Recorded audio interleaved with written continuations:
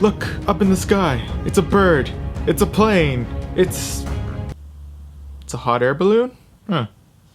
How'd I get that mixed up with the other two? Oh, guess it doesn't really matter, because we've got some news. First up, since this is a new month, we do have the usual monthly updates that we need to talk about.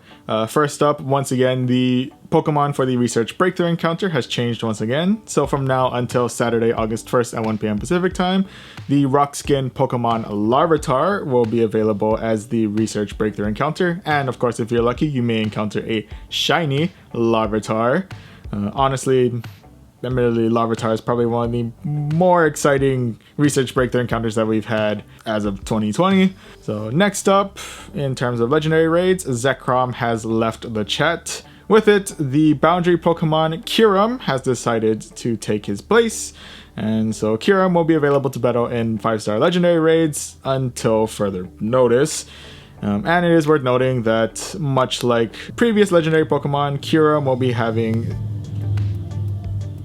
motorcycle. Much like previous legendary Pokemon, Kyurem will be featured in raid hours every Wednesday at 6 to 7 p.m. in your local time, while it is the Pokemon featured in legendary raids. Finally, they have announced the Pokemon and the bonuses featured in the Pokemon Spotlight hours, which once again will be taking place every Tuesday from 6 to 7 p.m. in your local time. Earlier this week, we had Tailo as the Spotlight Pokemon, and with it, you would have earned 2 times transfer candy. On Tuesday, July 14th, Zubat will be the Spotlight Pokemon, and you'll earn 2 times XP for evolving Pokemon. Tuesday, July 21st, we will have Oddish as the Spotlight Pokemon, and you'll earn 2 times Catch Stardust during that time. Always very nice to see a moment to get a little bit more of that sweet, sweet dust. And to close it out, on Tuesday, July 28th, Buizel will be the Spotlight Pokemon, and you'll earn 2 times Catch XP during that hour. One final thing to note in relation to the month of July, it's just a quick reminder that the GoFest weekly challenges are currently underway, with the one happening during this recording being the GoFest Skills Challenge. If you want to learn more information about the weekly challenges that are happening throughout this month, you can go ahead and click this video right up here, where we go a little bit more in depth about the weekly challenges, as well as what to expect with Pokemon Go Fest, which will be happening later this month. So speaking of Pokemon Go Fest, Niantic has recently released a kind of like promotional video for Go Fest 2020. So if you do want to watch that, I'll have that linked in the description down below. All in all, it is a really cute video, really well done. And probably the biggest thing that I find impressive about this video is less to do on the video itself, and more the fact that Niantic actually got Ryan Johnson, of all people, to be able to work on this promotional video. But along with the promotional video for GoFest 2020, they've also released their annual Pokemon Go anniversary poster, which not only showcases some of the big things that they've done this year, including, of course, the release of the Gen 5 legendaries, Reshiram and Zekrom, along with the release of the Galarian forms of certain Pokemon, and I believe this year was also the year of Go Battle League. At the very least, they are showcasing Pikachu Libre, who is one of the big encounters from Go Battle League.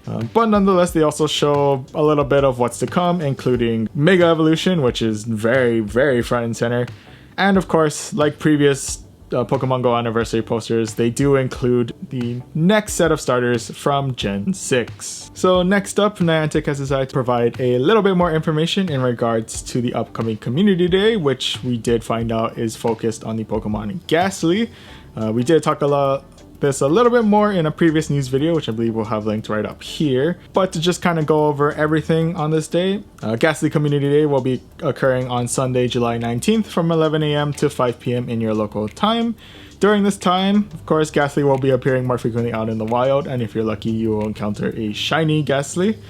If you evolve Haunter during the event or up to 2 hours afterwards, you'll get yourself a Gengar that knows the exclusive move Shadow Punch. If you take a few snapshots during Community Day, you'll get a surprise encounter, most likely with Gastly. Fairly positive. There'll also be a special one-time purchase July Community Day box that features 30 Ultra Balls, an Elite Fast TM, 2 Incense, and 2 Super Incubators.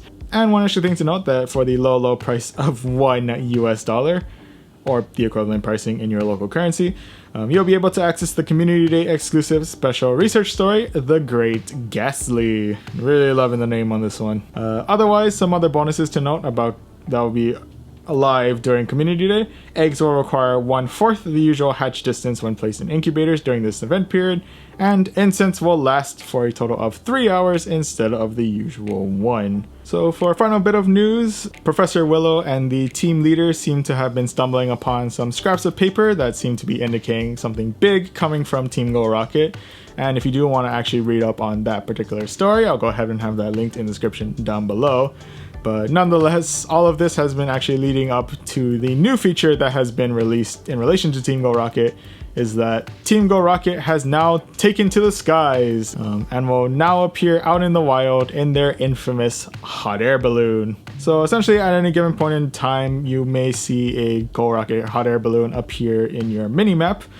Basically, all you gotta do is tap on that balloon, and essentially you'll be able to battle the Team Go Rocket grunt as if you were battling it at a taken over Pokestop. Some other things worth noting about this is that if you have a rocket radar equipped, you'll be able to encounter balloons that contain the Go Rocket leaders Sierra, Cliff, or Arlo. And if you have a super rocket radar equipped, you may be able to encounter the Team Go Rocket boss himself, Giovanni. I gotta be honest with you, there is something kind of funny about imagining the crime lord, the Team Go Rocket boss himself, just casually flying over the neighborhood in his hot air balloon. It's just, I don't know, it's just a funny image to me. Ultimately, I really do like this update. It does provide a way to continue to battle against like Team Go Rocket and whatnot without having to actually go out and find a taken over Pokestop.